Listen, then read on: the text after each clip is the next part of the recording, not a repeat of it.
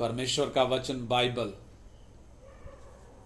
इसकी क्वालिटी कैसी है, इसकी खासियत कैसी है, वो हम थोड़ा आज ध्यान देंगे। सबसे पहले हम पढ़ेंगे व्यवस्था विवरण 4 अध्याय, उसका 2 वचन हम पढ़ेंगे।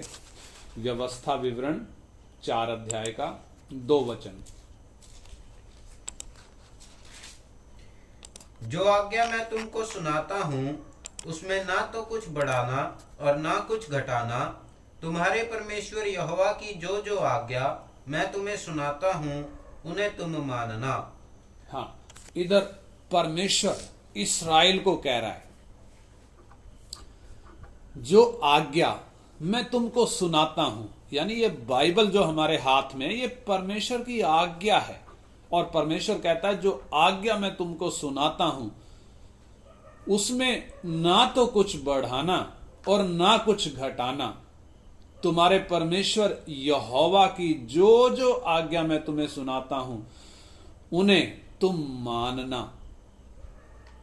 यानी इससे हमें क्या मालूम पड़ता है? परमेश्वर का वचन उतना पवित्र है, इसमें ना तो कुछ जोड़ा जा सकता है, ना इसमें से कुछ घटाया जा सकता है। हम पिछले विषयों में देख रहे थे कि बाइबल को लिखने में करीब 1600 साल का समय लगा। 1600 साल का समय लगा, यानी करीब 1500 बीसी से शुरू हुआ और करीब 100 एडी तक बाइबल को लिखा गया। अलग अलग व्यक्तियों ने, जो अलग अलग जगहों के थे, अलग अलग पृष्ठभूमि के थे, उन्होंने करीब 40 लोगों ने बाइबल को लिखा, परंतु वो 40 लोगों के दिमाग की कोई बात इस बाइबल में लिखी नहीं गई, बल्कि परमेश्वर ने उनको जैसा बोला वैसा उन्होंने बाइबल में लिखा। यही कारण है इतने साल बीत जाने के बावजूद भी, हजारों साल बीत जाने के बावजूद भी आज तक इसमें कुछ भी जोड़ा नहीं गया, ना कुछ घटाया गया है। हम हमारे हिंदुस्तान के संविधान की बात करें या दुनिया में किसी देश के संविधान की बात करें, जब संविधान लिखा गया हमारे देश का और आज संविधान जिस स्वरूप में है, कितनी बातें, कितने नियम बदल दिए गए हैं, कितने हटा दिए गए हैं, कितने नए जोड़े गए हैं। क्यों ऐसा हो गया? क्योंकि यह संविधान इंसानों का बनाया हुआ है, इसलिए समय के साथ उसकी उपयोगिता जाती रहती है, क्योंकि इंसानों को मालूम नहीं है कल क्या होगा। इसलिए कई नियम जो कालातीत हो गए, यानी इंग्लिश में बोले तो टाइम बार्ड हो गए, उनका टाइम चला गया, आज के समय में उनकी कोई अहमियत नहीं रही, उनको हटा दिया गया, नए कानून जोड़ दिए गए। लेकिन उसके मुकाबले हम परमेश्वर के वचन बाइबल को देखें, हजारों साल बीतने के बावजूद भी आज तक इसमें एक शब्द ना तो जोड़ा गया, एक शब्द ना तो घटाया गया। क्यों? उसके पीछे क्या कारण है? क्योंकि ये परमेश्वर का वचन है। हजारों साल बीतने के बावजूद आज भी इसकी उपयोगिता उतनी ही है जितनी उस वक्त थी। और इतना ही नहीं, हजारों साल बीत जाने के बावजूद भी इसकी उपयोगिता उतनी ही बनी रहेगी, क्योंकि यह वचन ये अनंत काल के लिए है, ये सिर्फ थोड़े टाइम के लिए नहीं है। प्रभु यीशु कहते हैं यह वचन कभी टलेगा नहीं। आसमान टल जाएगा, पृथ्वी टल जाएगी, लेकिन मेरी कही हुई बातें कभी नहीं टलेंगी। इसलिए हम इस वचन को क्या बोल सकते हैं? यह वचन पवित्र है, इसमें बदलाव की कोई गुंजाइश है ही नहीं। चाहे मौसम बदल जाएं, चाहे युग बदल जाएं, चाहे सरकारें बदल जाएं, चाहे पीढ़ियां बदल जाएं, परंतु परमेश्वर का यह वचन ये कभी बदलेगा नहीं। इसलिए परमेश्वर ने पहले से चेतावनी दे रखी है, तुम इसमें ना तो कुछ बढ़ाना ना तो कुछ घटाना। इसका 12 अध्याय का 32 वचन भी हम पढ़ें। व्यवस्था विवरण 12 अध्याय का 32 वचन। जितनी बातों की मैं तुमको आज्ञा देता हूँ उनको चौकस होकर माना करना, और ना तो कुछ उनमें बढ़ाना और ना उनमें से कुछ घटाना। हाँ, देखिए परमेश्वर यहां भी स्पष्ट तरीके से बोल रहे हैं, जितनी बातों की मैं तुम्हें आज्ञा देता हूं उनको चौकस होकर मानना, और ना तो कुछ उनमें बढ़ाना और ना कुछ उनमें घटाना। क्योंकि इंसान का बस चले तो ये तो अपने हिसाब से कुछ भी कर दे, परंतु परमेश्वर की आज्ञा इसमें ना कुछ जोड़ सकते ना कुछ घटा सकते। परमेश्वर चेतावनी देता है। नीति वचन 30 का 6, नीति वचन 30 का 6, 30 अध्याय का 6 वचन। उसके वचनों में कुछ मत बढ़ा, ऐसा न हो कि वह तुझे डांटे। हाँ, उसके वचनों में कुछ मत बढ़ा, ऐसा ना हो कि वो तुझे डांटे और तू झूठा ठहरे। यानी इससे हमें क्या मालूम पड़ता है, परमेश्वर का वचन कितना सॉलिड है। मेरे और आपके हाथ में जो वचन दिया गया है। एक और वचन हम पढ़ेंगे फिर आगे हम निकलेंगे। प्रकाशित वाक्य 22 का 18-19। प्रकाशित वाक्य 22 अध्याय, सबसे लास्ट किताब प्रकाशित वाक्य। मैं हर एक को जो इस पुस्तक की भविष्यवाणी की बातें सुनता है गवाही देता हूँ, यदि कोई मनुष्य इन बातों में कुछ बढ़ाए तो परमेश्वर उन विपत्तियों को जो इस पुस्तक में लिखी हैं उस पर बढ़ाएगा। यदि कोई इस भविष्यवाणी की पुस्तक की बातों में से कुछ निकाल डाले तो परमेश्वर उस जीवन के वृक्ष और पवित्र नगर में से जिसका वर्णन इस पुस्तक में है उसका भाग निकाल देगा। देखिए कितनी स्पष्ट चेतावनी परमेश्वर ने दी है। अंजाम क्या भुगतना पड़ेगा अगर एक व्यक्ति इस पुस्तक में से एक शब्द को निकालता है तो, या इसमें कुछ अपनी बुद्धि का कुछ भी ऐड करता है तो। कितनी भयंकर चेतावनी परमेश्वर ने इधर दी है। परमेश्वर कह रहा है, मैं हर एक को जो इस पुस्तक की भविष्यवाणी की बातें सुनता है गवाही देता हूं। यदि कोई मनुष्य इन बातों में कुछ बढ़ाए तो परमेश्वर उन विपत्तियों को जो इस पुस्तक में लिखी हैं उस पर बढ़ाएगा। यानी बहुत सारी विपत्तियों का जिक्र है।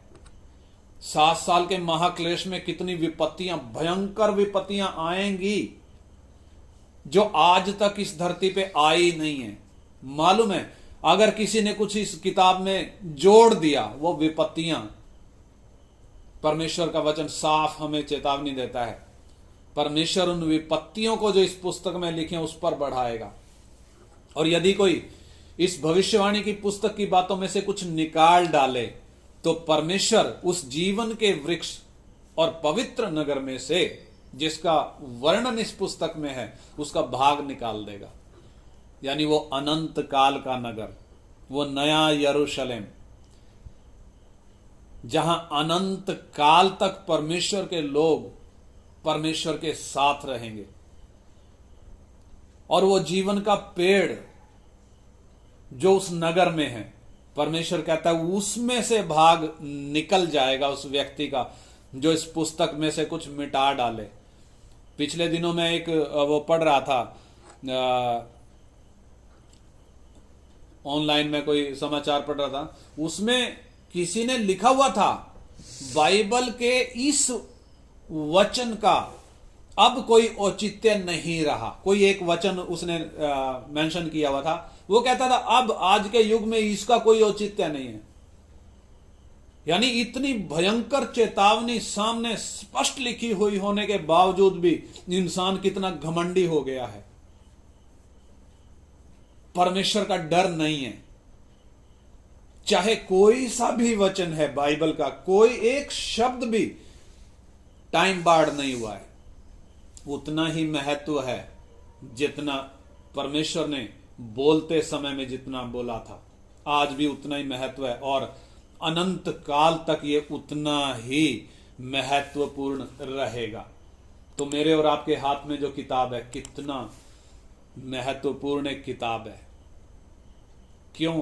क्योंकि ये परमेश्वर का वचन है, परमेश्वर के मुख से निकली हुई बातें हैं। और अगर हम उस मंशा से इसको पढ़ते हैं, सीखते हैं, समझते हैं, निश्चय परमेश्वर का आत्मा हमारी मदद करेगा। इस बाइबल को पढ़ने से काम नहीं चलेगा। जैसे आमतौर पर कुछ लोग बोलते हैं कि वो फलानी फलानी कथा सुनने से पाप कट जाते हैं। सुनने से कुछ नहीं होगा, पढ़ने से कुछ नहीं होगा, बल्कि हम सुनते और पढ़ते क्यों हैं? इसको सीखने के लिए। लक्ष्य वो है, सीखना है। क्यों सीखना है? क्योंकि इसके अनुसार चलना है। लक्ष्य क्या है? इसके अनुसार हमने चलना है। और परमेश्वर ने यह हमारे हाथ में इसलिए दिया है ताकि हमारा जीवन इस वचन के अनुसार हो जाए। तो परमेश्वर का यह वचन, यह स्टैंडर्ड है हमारे लिए। क्या है? ये मापदंड है। हमने जीवन में चलना कैसे है, जीवन में हमारा व्यवहार कैसे होना है, हमारे परिवार के प्रति हमारी जिम्मेदारी, समाज के प्रति हमारी जिम्मेदारी, देश के प्रति हमारी जिम्मेदारी, और सबसे बढ़कर परमेश्वर के प्रति हमारी जिम्मेदारी क्या है, वो मापदंड परमेश्वर के इस वचन में दिया गया है। पढ़ेंगे हम यूहन्ना 12 अध्याय का 48 वचन। यूहन्ना 12 अध्याय 48 वचन। जो मुझे तुच्छ जानता है और मेरी बातें ग्रहण नहीं करता है, उसको दोषी ठहराने वाला तो एक है, अर्थात जो वचन मैंने कहा है वही पिछले दिन में उसे दोषी ठहराएगा। हाँ, देखिए प्रभु यीशु मसीह कितने साफ स्पष्ट तरीके से बोल रहे हैं। कौन दोषी ठहराएगा? दोबारा पढ़ें।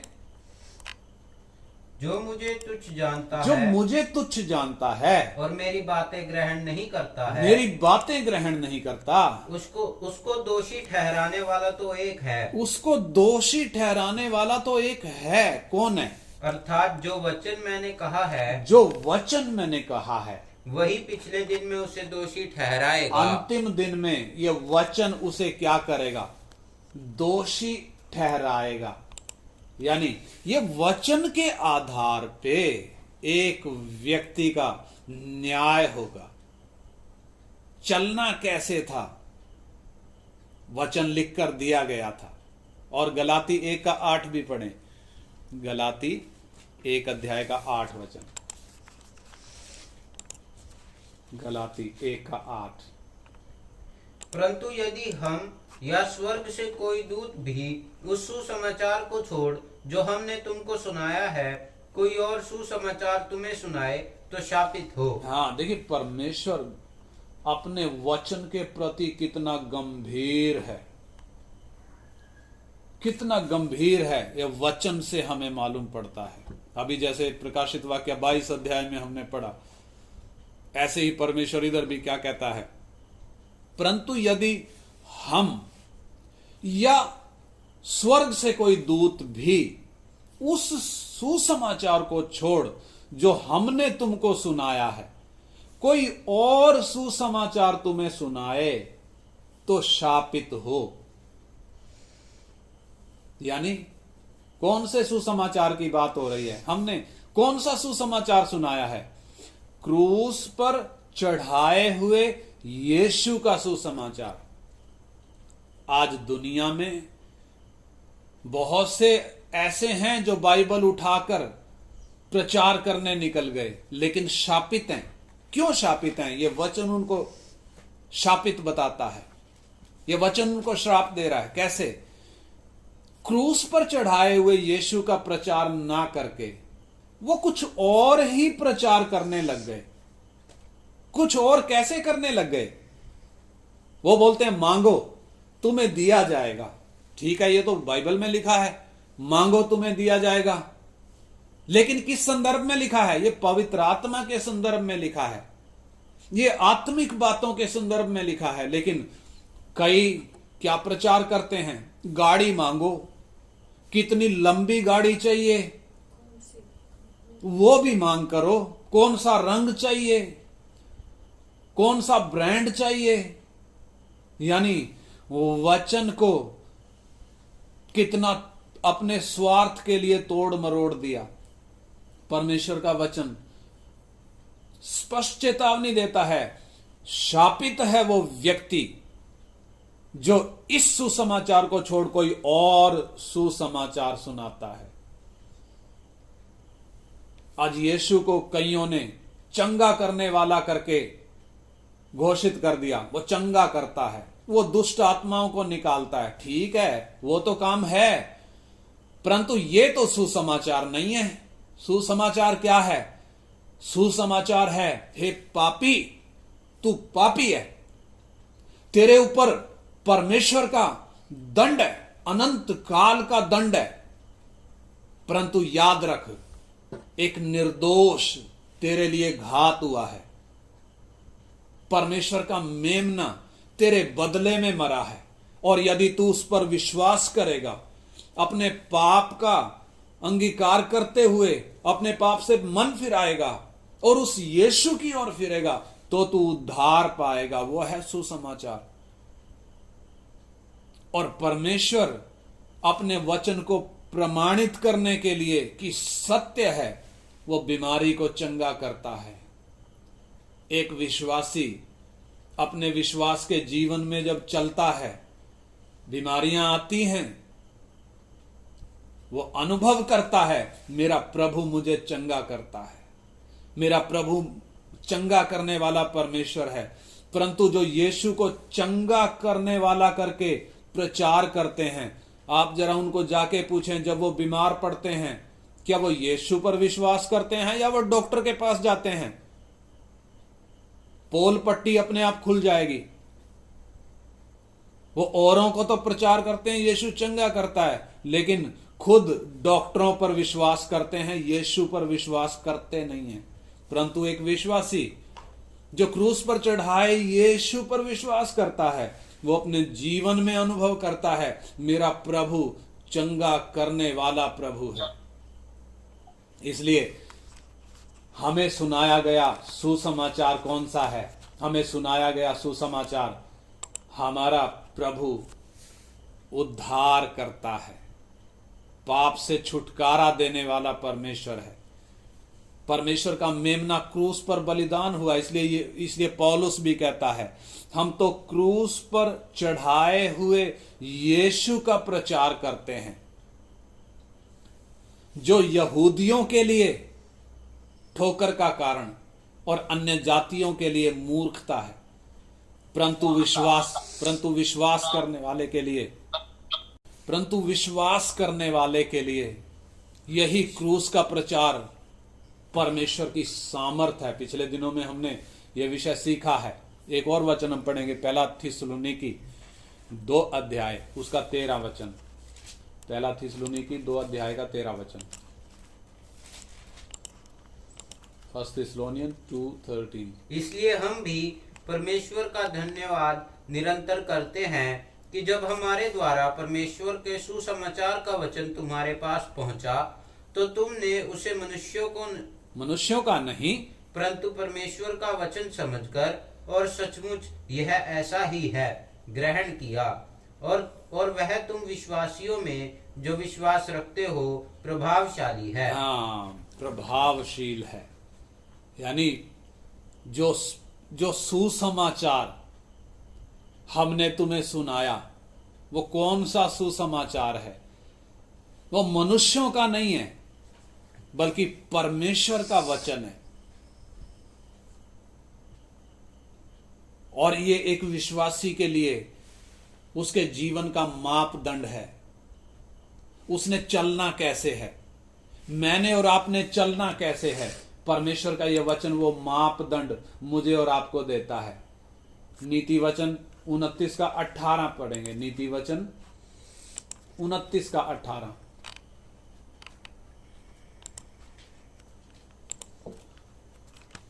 Proverbs 29 verse 18। जहाँ दर्शन की बात नहीं होती वहाँ लोग निरंकुश हो जाते हैं, और जो व्यवस्था को मानता है वह धन्य होता है। हाँ, जो व्यवस्था को मानता है, यानी परमेश्वर का वचन जो मानता है वो धन्य हो जाता है। लेकिन जहां पर यह वचन नहीं है, जहां पर दर्शन की बात नहीं है, लोग निरंकुश हैं, अपनी मर्जी से चलते हैं, किसी की नहीं सुनते। परंतु परमेश्वर के वचन का जो पालन करता है वो धन्य होता है करके परमेश्वर का वचन हमें साफ कह रहा है। यशाया 8 का 20। यशाया 8 का 20।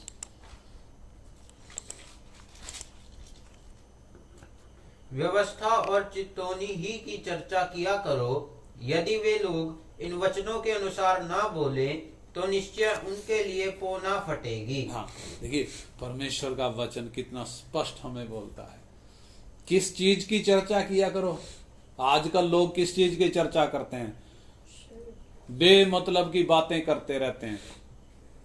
जहां पर दो व्यक्ति इकट्ठा हुए नहीं, इधर की बातें उधर, इसकी बातें उस पर, उसकी बातें इस पर, चुगलखोरी, फालतू की बातें। लेकिन परमेश्वर इधर हमें साफ साफ बोलता है, कौन सी चर्चा किया करो? व्यवस्था और चित्तौनियों की ही चर्चा किया करो।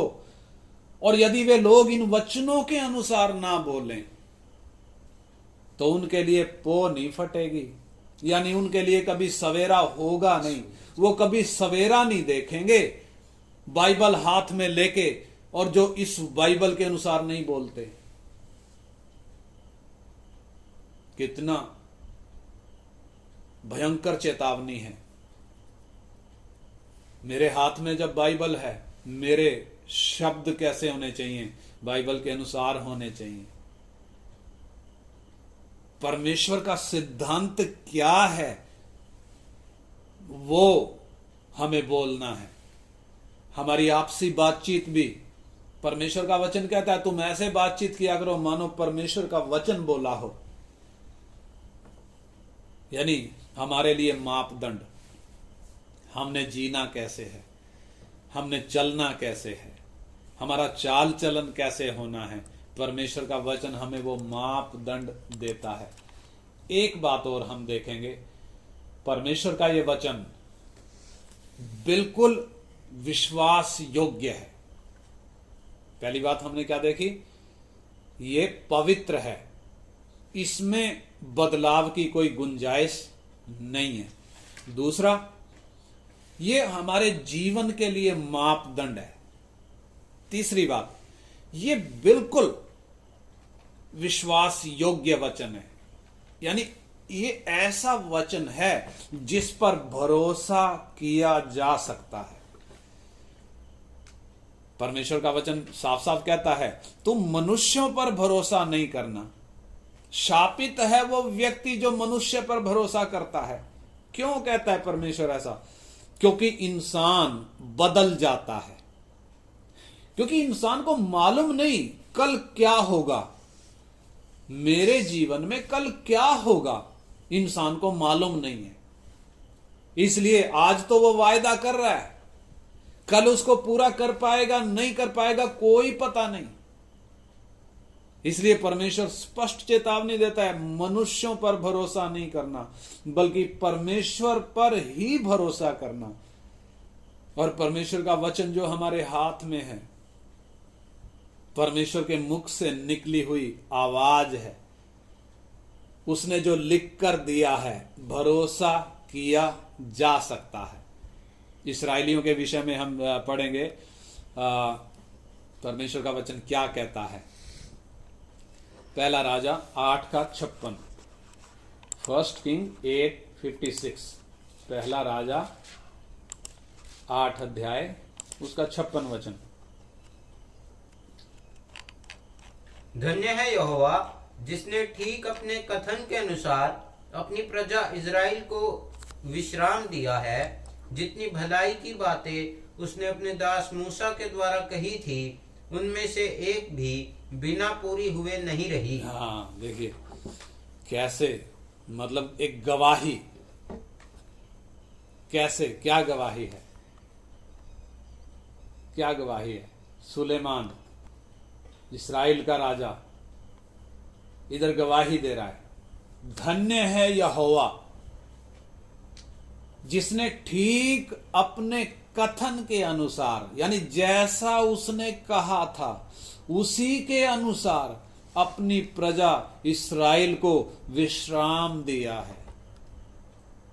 जितनी भलाई की बातें उसने अपने दास मूसा के द्वारा कही थी, उनमें से एक भी बिना पूरे हुए नहीं रही। यानी हर एक बात क्या हुई है, पूरी हुई है। यानी परमेश्वर के कथन पे क्या किया जा सकता है, भरोसा किया जा सकता है, इंसान की बातों पर नहीं, परमेश्वर के वचन पर भरोसा किया जा सकता है। क्योंकि परमेश्वर जो बोलता है उसको वो पूरा भी करता है। एक और वचन हम पढ़ेंगे, भजन संहिता 93:5, भजन संहिता 93:5, 93:5, साम्स 93:5। तेरी चित्तौनियां अति विश्वास योग्य हैं। हाँ, थोड़ा जोर से। हे यहोवा, तेरे भवन को युग युग पवित्रता ही शोभा देती है। हाँ, देखिए मैं पढ़ता हूं इधर से, तेरी चित्तौनियां अति विश्वास योग्य हैं। चित्तौनियां मतलब परमेश्वर का वचन, ये चेतावनी है हमारे लिए। क्या बोला गया है, तेरी चेतावनियां हमारे लिए अति विश्वास योग्य हैं। हे परमेश्वर, तेरी चित्तौनियां हमारे लिए अति विश्वास योग्य हैं। हे यहोवा, तेरे भवन को युग युग पवित्रता ही शोभा देती है। यानी जितना इस समय में हम अपने चारों ओर देखते हैं, जो चीजें भी हम अपने चारों ओर देखते हैं, सब मिट जाएंगी। धरती मिट जाएगी, आकाश मिट जाएगा, सूरज जाता रहेगा, चांद भी जाता रहेगा, मनुष्य भी जाते रहेंगे, पेड़ पौधे पहाड़ समुद्र सब जाते रहेंगे। लेकिन हमारे हाथ में, हमारे समझने की भाषा में परमेश्वर ने जो लिख कर दिया है वो अति विश्वास योग्य है, एब्सोल्यूटली ट्रस्टवर्दी। ऐसा वचन जिस पर भरोसा किया जा सकता है, कारण जो बोला है वो पूरा होगा। सुलेमान ने वो गवाही दी। प्रभु यीशु भी कहते हैं, मत्ती 5:18, मत्ती 5:18, मैथ्यू 5:18। ये वचन पढ़कर हम प्रार्थना करेंगे। 3 बातें हम देख रहे हैं। क्योंकि मैं तुमसे सच कहता हूँ, हाँ, कि जब तक आकाश और पृथ्वी टल ना जाए, हाँ, तब तक व्यवस्था से एक मात्रा या एक बिंदु भी बिना पूरा हुए नहीं टलेगा। हाँ, देखिए प्रभु यीशु मसीह साफ साफ बोल रहे हैं, कहते हैं क्योंकि मैं तुमसे सच कहता हूं। यीशु बार बार अपनी बातों में बोलते हैं, मैं तुमसे सच सच कहता हूं, मैं तुमसे सच कहता हूं। क्यों ऐसा बोलना पड़ा प्रभु को? क्योंकि ये इंसान ये मानने को तैयार नहीं है, ये विश्वास करने को तैयार नहीं है। इसलिए प्रभु बार बार कहता है, मैं तुमसे सच कहता हूं कि जब तक आकाश और पृथ्वी टल ना जाएं, तब तक व्यवस्था से एक मात्रा या एक बिंदु भी पूरा हुए बिना नहीं टलेगा। मेरे और आपके हाथ में दी गई किताब एक बिंदु भी व्यर्थ नहीं है, एक मात्रा भी फालतू नहीं है। इसका मतलब छोटी से छोटी बात भी उतना महत्वपूर्ण है और पूरा होगी, यानी भविष्यवाणी के तौर पर बोला गया है। जो पूरा हुआ है, पूरा हो रहा है और आने वाले टाइम में पूरा होने जा रहा है। इसलिए आइए इस परमेश्वर के वचन को जो हमारे हाथ में परमेश्वर ने दिया है, हमारे समझने की भाषा में, हमें अपना पुत्र समझकर हमें बहुत ही मामूली कीमत में दिया है, जबकि असली कीमत बहुत ज्यादा है, तो भी हमें बहुत मामूली कीमत में परमेश्वर ने अपना वचन दिया है। आइए हम इसको उस गंभीरता से लें। इसमें आज 3 बातें हमने देखी हैं। इस प्रभु की मर्जी है तो और बातें भी हम देखेंगे। सबसे पहली बात, परमेश्वर का वचन पवित्र है, इसमें बदलाव की कोई गुंजाइश नहीं है। जैसे परमेश्वर कभी बदलता नहीं है, परमेश्वर का वचन भी कभी बदलता नहीं है। इंसान उसमें ना कुछ जोड़ सकता है, ना कुछ घटा सकता है। अगर कोशिश करेगा तो भयानक चेतावनी उसके लिए रखी हुई है। और ये वचन हमारे आत्मिक जीवन के लिए, हमारे इस धरती पर इस सांसारिक जीवन के लिए भी एक मापदंड है। इस धरती पर रहते समय में हमने चलना कैसे है, लोगों के साथ हमारा व्यवहार कैसे होना है, परमेश्वर के साथ हमारा व्यवहार कैसे होना है, एक एक बात वचन के अनुसार होनी है। वो मापदंड परमेश्वर का वचन है। और तीसरी बात हमने देखी, ये वचन पूर्ण रूप से विश्वास योग्य है, इस पर भरोसा किया जा सकता है। इसलिए ये वचन को हम उतना गंभीरता से लें। हम इसको क्यों पढ़ते हैं? ताकि इसको हम समझें और इसके अनुसार हम चलें। इसलिए हम सुनते भी हैं, इसलिए हम पढ़ते भी हैं।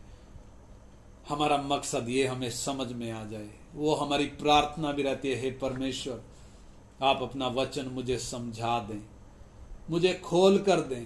क्योंकि जब तक परमेश्वर अपना वचन खोल कर ना दे, हम अपनी बुद्धि से उसका सही अर्थ समझ नहीं पाएंगे। हाँ, यदि हम समझने की कोशिश करेंगे अपनी बुद्धि से, तो उसका गलत अर्थ निकालकर हम अपने लिए विनाश का कारण हो जाएंगे। इसलिए आइए पूरे तरीके से हम परमेश्वर पर आश्रित होते हुए परमेश्वर के आत्मा की सहायता लेकर इस वचन को समझें और इसको सीखें। आइए हम प्रार्थना करेंगे।